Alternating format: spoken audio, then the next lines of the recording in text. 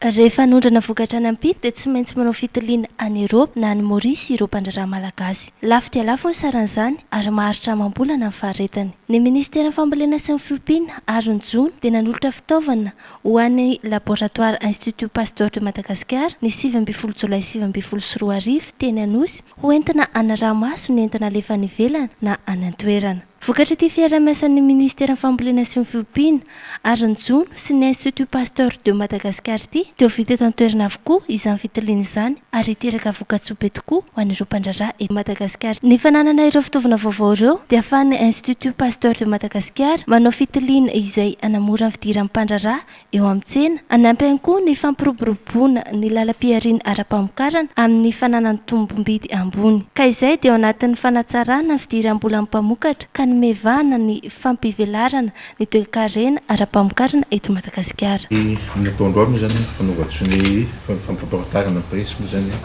misy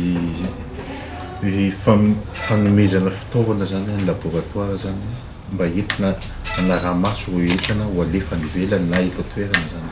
Fanondrana ny entana zany avantageux be ho antsika malagasy zany le izy satria betsaka zany tsika zany zao efa afaka manao daholo zany ny mpanondra ny entana rehetra zany afaka mikira miasa miaraka amin'ireo amizay zao.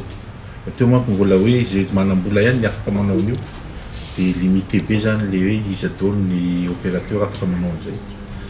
Fa zao zany malalaka be le izy zany so atao zany izy io mba hialana le